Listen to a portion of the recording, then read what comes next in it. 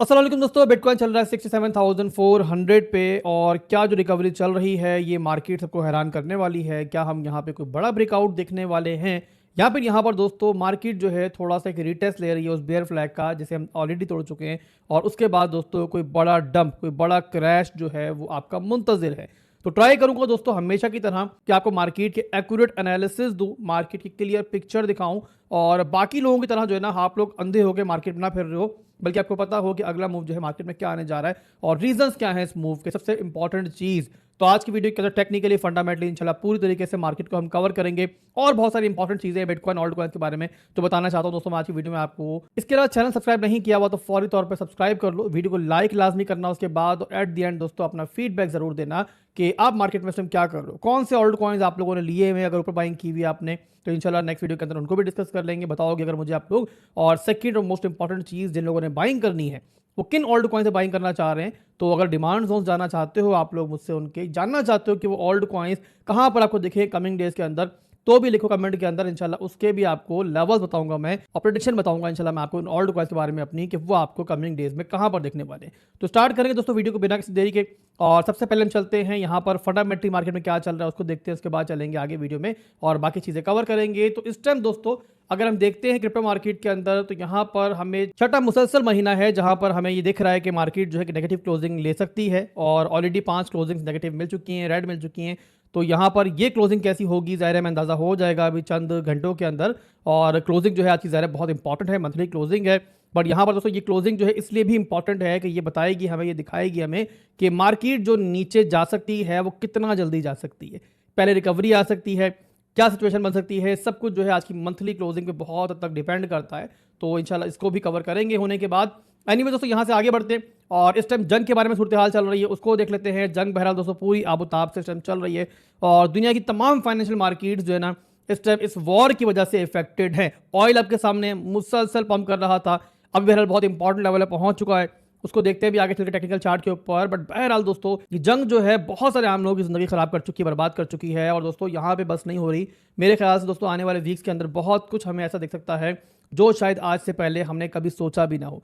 आपको पता है दोस्तों कि ईरान के अंदर जो एटॉमिक प्लांट है ना, उन पर अगर डायरेक्टली अटैक हो जाता है तो इससे सिर्फ ईरान मुतासिर नहीं होगा, बल्कि उसके पड़ोस में जो ममालिक हैं जिसमें पाकिस्तान भी है वो भी मुतासिर होगा। जब वहाँ पे रेडिएशन हवा में शामिल होगी, और अल्लाह ना करे अगर वो पाकिस्तान पे पहुँचती है हवा के साथ, जिसके बारे में एक्सपेक्ट किया जा रहा है, अगर ऐसा होता है तो सोचे दोस्तों कितनी बड़ी तबाही जो है वो हर तरफ फैल सकती है। सिर्फ पाकिस्तान नहीं, वो तमाम ममालिक जो ईरान के करीब हैं ज़ाहिर इस खौफ में मुब्तला हैं। तो आने वाले दिन दोस्तों बहरहाल बहुत कठिन है फाइनेंशियल मार्केट्स के लिए ही नहीं, बल्कि हर लिहाज से इस दुनिया के लिए। तो बहरहाल दोस्तों आने वाले दिनों के अंदर कि जंग जो है काफ़ी तक डिसाइड करेगी कि फाइनेंशियल मार्केट के साथ क्या होना है। अगर जंग लंबी चलती है तो जाहिर उसके बाद ऑयल जो है वो मजीद पंप करेगा, और ऑयल अगर मजीद पंप करेगा तो फिर आप सोच सकते हो कि उसके बाद जो है दुनिया में क्या हो सकता है। और ऑयल के ऊपर जाने का मतलब कि दुनिया में महंगाई बढ़ेगी, दुनिया में इन्फ्लेशन बढ़ेगी। जब ऐसा होगा तो जाहिर है हर चीज़ जो है उससे मुतासिर होगी। अब यहाँ पर दोस्तों ऑयल का चार्ट मैंने ओपन कर लिया है। ऑयल यहाँ पर दोस्तों एक बड़े इंपॉर्टेंट लेवल पर मौजूद है। अब ये चार्ट पहले बता चुका हूँ आपको कि ये बिटकॉइन के लिए भी बड़ा इंपॉर्टेंट है। ये डंप करेगा तो बिटकॉइन के अंदर आपको रिकवरी दिखेगी, चाहे वो छोटी मोटी रिकवरी हो, चाहे वो जस्ट एक रिलीफ रैली हो, बट बहरहाल ये डंप करे तो मार्केट जो है क्रिप्टो मार्केट थोड़ी सी रिकवर होती हुई दिखेगी। बट बहरहाल दोस्तों अगर ये पंप करता है फिर यहाँ पर सिनेरियो जो है आप जानते हो, समझते हो कि उसके बाद जो है हम कहाँ पर जा रहे हैं। टेक्निकली मैक्रोज के अंदर ऑलरेडी हम नेगेटिव हैं, बेरिश हैं, नीचे के लेवल्स एक्सपेक्ट कर रहे हैं। तो अगर यहाँ से किसी भी रीज़न की वजह से इस सप्लाई जोन से ब्रेकआउट मिलता है तो काफ़ी जल्दी वो लेवल जो है हमें दिख सकते हैं।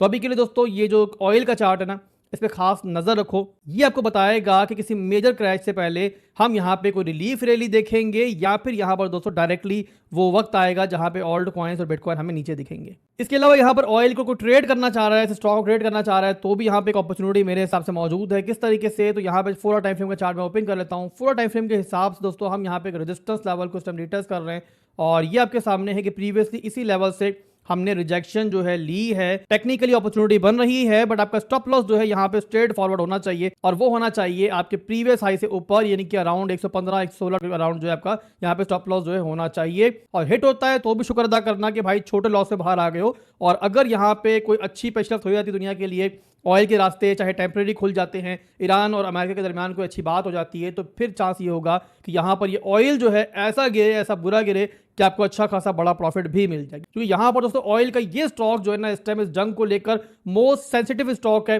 और जो भी इस जंग के दरमियान होना है उसका डायरेक्टली असर इस पे आना है, चाहे वो डंप या पंप की सूरत में हो, जो भी होगा बड़ा मूव होगा, क्विक होगा। तो यहां पर ये बात जो है आप जहन में रखो। तो बहरहाल दोस्तों ये हमारा ऑयल का चार्ट था। यहां से हम चलते हैं बिटकॉइन के चार्ट के ऊपर, वहां पर देखते हैं क्या चल रहा है। तो बीटीसी का चार्ट मैंने ओपन कर लिया। पहले मैं आज दोबारा ओपन करूंगा मैक्रो चार्ट और वहां मैं दिखाऊंगा आपको क्या चल रहा है। अब मैक्रो के अंदर दोस्तों स्ट्रेट फॉरवर्ड यहां पर देखो तो एक नेगेटिव चार्ट है, बहुत क्लियर चार्ट है। यहाँ पर मेरे ख्याल है बहुत ज़्यादा टाइम लगाने की जरूरत भी नहीं है। पहली नजर में आपको दिखता है कि मार्केट यहाँ पर जो है लोअर लोज लोअर हाइज बना रही है। ये हमारा लास्ट लो बना 60,000 पे, उसके बाद एक लोअर हाई का मूव आया एज एक्सपेक्ट, जिस तरह हम एक्सपेक्ट कर रहे थे। मार्केट दोबारा गिरी और अब यहाँ बिटकॉइन जो एक नया लो बनाने की ट्राई कर। अब नए लो का टारगेट मिड टर्म में क्या हो सकता है, आने वाले वीक्स में क्या हो सकता है, तो भाई स्ट्रेट फॉरवर्ड बात करूंगा यहाँ मैं। तो ये मैंने लेवल मार्क किया हुआ है और ये लेवल अभी से मार्क नहीं हुआ। ये तकरीबन यहाँ पे 6, 7, 8 वीक्स पहले मैंने यहाँ मार्क किया था और जब बिटकॉइन ने 60,000 का लो लगाया था मैंने तभी बताया था कि वो लास्ट लो नहीं होगा मेरे हिसाब से। और उसके बाद एक रिलीफ रैली हम एक्सपेक्ट कर रहे हैं, वहाँ मैंने बाइंग भी कराई थी 60,000 पे आपसे और बताया था कि ऊपर जहाँ तक भी जाते हैं इवन सीएमए गैप भी फिल्ड कर दें तो भी एक रिलीफ रैली होगी, उसके बाद जो है एक रिजेक्शन ही हमारी मुंतजिर होगी। तो बहरहाल दोस्तों यहाँ पे वैसा ही हुआ और अब यहाँ बहरहाल बिटकॉइन जो है एक नया लो बनाने की ट्राई कर रहा है मैक्रो के अंदर। अब इस नया लो बनने से पहले बिटकॉइन जो आपको रिकवरी लेता हुआ दिख रहा है, ये क्या हो रहा है, तो उसके लिए मैं लेके चलता हूँ आपको डेली के चार्ट के ऊपर। वहां दिखाता हूँ किस टाइम क्या सिनेरियो है हमारा डेली के अंदर। अब डेली के अंदर दोस्तों अगर आप देखो तो आपको एक चीज़ दिखती है पूरे डाउन ट्रेंड के अंदर, हमेशा हर ट्रेंड में नॉर्मली आपको यही दिखेगा कि मार्केट अगर डाउन ट्रेंड में होगी तो बहुत ज़्यादा बेयर फ्लैग्स आपको बनते हुए दिखेंगे और ब्रेकडाउन होते हुए भी दिखेंगे। वैसे ही मार्केट अगर अप ट्रेंड में होगी तो बहुत सारे आपको बुल फ्लैग्स बनते हुए दिखेंगे और वो टूटेंगे भी ऊपर की तरफ। ये ट्रेंड के अंदर जो है ना मेन एक चीज है जो आपको हमेशा दिखेगी और वही दोस्तों इस ट्रेंड में भी हो रहा है। तो ये आपके सामने है कि एक फ्लैग ये बना, सक्सेसफुली ब्रेकडाउन हुआ, उसके बाद आपके सामने है अगला फ्लैग बना और वो भी यहाँ पर डेली के अंदर हमें ब्रेकडाउन करता हुआ दिख रहा है। और अगर चार्ट बड़ा करूँ तो आपको दिखेगा कि इस टाइम जो है ना एक तरह से इस फ्लैग का हमें रिटेस्ट दिख रहा है। तो यहाँ पे विक टू बॉडी का मैं लेता हूँ ट्रेंड लाइन को, तो ये हमारा पूरा एरिया जो है एक रिटेस्ट एरिया जो है वो कंसीडर हो सकता है। तो यहाँ पे ऊपर नीचे होके अगर हम यहाँ तक भी रिटेस्ट ले लेते हैं तो यहाँ पे कोई हैरानगी की बात नहीं है। थोड़ा बहुत अगर और भी ऊपर मार्केट जाती है तो कोई हैरानगी की बात नहीं है। और जिस एरिया को रिटेस्ट कर रहे हैं इस टाइम हम लोग 68,300 पे हैं हम लोग। और अगर आपने मेरी लास्ट वीडियो देखी है तो उसमें मैंने आपको क्लियर एक प्रेडिक्शन दी थी। आप लोगों ने बताना है कमेंट के अंदर मुझे, मैं शुरू में बात करना भूल गया इस बारे में, पर बताएं आप लोग मुझे मैंने क्या प्रेडिक्शन दी थी आपको। मैंने कहा था ना कि देखो यहाँ से ऊपर लिक्विडिटी मौजूद है और उसको लेके जाने के लिए बिटकॉइन यहाँ से रिकवर हो सकता है। 68,600 तक मैंने बताया था कि मार्केट यहाँ पर जो है रिकवरी ले, तो आपको समझ में आना चाहिए कि वो रिकवरी क्यों हो रही है। तो बहरहाल यहाँ पे 68,400 तक हम हाई लगा चुके हैं और अभी यहाँ बहरहाल एक रेजिस्टेंस एरिया है जिससे हम यहाँ मौजूद है। तो यहाँ पे अगर तो यहीं से रिजेक्शन होती है तो भी ठीक है, और अगर यहाँ पे हम इसको रिक्लेम भी करते हैं और शॉर्ट टर्म का हम एक छोटा सा अपवर्ड मूव ले भी लेते हैं तो भी ऊपर हमारा एक मेजर रेजिस्टेंस है जहां से जो है हम रिजेक्शन दोबारा लेंगे, ये मेरी एक्सपेक्टेशन है। तो ये ओवरऑल दोस्तों बिटकॉइन का छोटा सा मेरा एनालिसिस था और आसान जुबान में समझ लो इतना बस इस टाइम की जो रिलीफ रैली चल रही है इस टाइम ये एक्सपेक्टेड थी। लास्ट वीडियो में क्लियर बताया था मैंने कि ये आएगी और उसके बाद इंशाल्लाह हम रिजेक्शन लेंगे। तो वही दोस्तों मैं अभी भी एक्सपेक्ट कर रहा हूँ और इसमें नया यहाँ पे फिलहाल के लिए कुछ नहीं है। एनीवेज यहाँ पे से आगे बढ़ते हैं बिटकॉइन के बाद हम इथीरियम को भी देख लेते हैं कि उसमें क्या सिनेरियो हो सकता है। तो इथीरियम का चार्ट में ओपन कर लेता हूँ और जल्दी जल्दी कवर करेंगे ओल्ड कॉइन्स को, तो कुछ ओल्ड कॉइन्स यहाँ वीडियो में शामिल कर लूँ मैं, ज़्यादा डिटेल में हम नहीं जाएंगे यहाँ पर। तो डेली के चार्ट के ऊपर दोस्तों यहाँ पर इथीरियम जो है ऑलरेडी अपने रेजिस्टेंस लेवल पे पहुंच चुकी है और ये स्टार्ट हो जाता है हमारा 2100 से लेके लगभग यहाँ पे 2180 तक। यहाँ पे बिटकॉइन का थोड़ा बहुत ऊपर मूव लेता है तो इथीरियम भी यहाँ पे ऊपर आ सकता है, बट उसके बाद ऊपर नीचे होकर जो है इस तरीके से हम दोबारा रिजेक्शन देखेंगे। और यहाँ पे कमिंग डेज के अंदर इथीरियम हमें दोबारा जो है 1900 पे और उसके बाद 1700 पे भी दिखेगा। बट ये याद रहे दोस्तों कि ये जो मैं आपको टारगेट नीचे के दे रहा हूँ ना, ये नहीं कल आ जाएंगे, ये मैक्रो के एनालिसिस हैं, आपके मिड टर्म के एनालिसिस है, इसमें टाइम लग सकता है, पर बहरहाल ओवरऑल मैक्रो के अंदर हमें चार्ट फिलहाल यही बता रहा है। इथीरियम के अलावा अगला चार्ट है हमारे पास सोलाना का, उसको भी देख लेते हैं कि वहां पर क्या चल रहा है। सोलाना का चार्ट मैंने ओपन कर लिया। अब सोलाना के अंदर भी दोस्तों एक बेयर फ्लैग बन रहा था और ओवरऑल ब्रेकडाउन भी इसका कंफर्म हो चुका है, काफ़ी क्लियर ब्रेकडाउन इसका हो चुका है और उसके बाद अब यहाँ पर थोड़ी सी रिकवरी चल रही है। अगर ऊपर आता भी है तो बहुत ज़्यादा मार्जिन जो है सोलाना के पास मेरे हिसाब से नहीं है और ओवरऑल यहाँ पे ये पूरा लेवल जो है इसका एक रेजिस्टेंस एरिया कंसीडर किया जाएगा और ये स्टार्ट हो जाएगा तकरीबन 87.81 से और ऊपर जाके तकरीबन 92 तक जो है इसका मेजर रेजिस्टेंस है, आपका बेयर फ्लैग के लिहाज से भी और इसके अलावा आपका स्ट्रक्चर के लिहाज से भी। और इसमें भी यहाँ पर आने वाले वीक्स के अंदर मैं नीचे की मूव जो है एक्सपेक्ट कर रहा हूँ और फिर उसके बाद जो है जिसका लास्ट लो है वो भी यहाँ पर खतरे के अंदर है। तो बहरहाल ये सोलाना हो गया। इसके अलावा ओवरऑल दोस्तों एक और बात भी आपने यहाँ पे समझनी है कि जो भी मैं आपको अपडेट्स दे रहा हूँ, जो भी मैं आपको मार्केट के मूव्स बता रहा हूँ इस टाइम की सूरत हाल के लिहाज से हैं।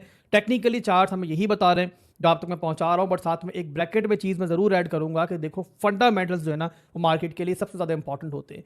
तो मार्केट के अंदर जो भी होना है वो फंडामेंटल सपोर्ट के साथ होना है। अभी की सिचुएशन जो है वो दिख रही है हमें कि जंग जो है फिलहाल खत्म होने नहीं जा रही है, रेट कट जो है फौरी तौर पे होने नहीं जा रहे। तो इन रीजंस को देखते हुए यहाँ पर जो है मार्केट के बारे में हमारी ये प्रिडिक्शन है। बाकी कल को अगर फंडामेंटली कोई बहुत बड़ी चेंजिंग हो जाए तो हम ज़ाहिर कुछ नहीं कर पाएंगे, बट अभी के लिए जो मुझे दिख रहा है मैं वो आप तक पहुंचा रहा हूं। तो यहाँ पर जो भी आप करना चाहो, जो भी आप प्लानिंग करना चाहो, उसमें रिस्क मैनेजमेंट जो है ना वो सिर्फ और सिर्फ आपकी जिम्मेदारी है। बस ये बात याद रखना। उम्मीद करता हूं कि आप मेरी बात जो है यहाँ पे अंडरस्टैंड कर रहे होगे कि मार्केट का कोई भी अबूजी नहीं, मार्केट हम सबसे बड़ी है। बहरहाल दोस्तों, आज के लिए बस इतना ही था। उम्मीद करता हूं कि वीडियो पसंद आई होगी, आपको समझ में आया होगा जो समझाने की मैंने ट्राई की है। अगर समझ में आई है तो लाइक मेरा हक बनता है, आपका फीडबैक मेरा हक बनता है। दोनों चीजें जब देते हो ना मुझे आप लोग, तो ना सिर्फ के क्यूरी मुझ तक पहुंचती है और उसके हिसाब से मैं आपकी सपोर्ट कर पाता हूं, आपको सजेशन दे पाता हूं, बल्कि उसी के साथ ये चैनल जो आपका घर है ना, इसको बड़ा फायदा होता है। आपके लाइक से, आपके कमेंट से इस वीडियो को रीच मिलती है, ज्यादा से ज्यादा लोगों तक पहुंचती है। और चैनल जितना बड़ा होगा जाहिर सी बात है हमारी सर्विसेज जो है उतनी ही ज्यादा बड़ी होंगी। उम्मीद करता हूं दोस्तों कि आप मेरा साथ देंगे। इससे फिर मिलते हैं इंशाल्लाह बहुत जल्द। दुआ में रखिएगा। अल्लाह हाफिज।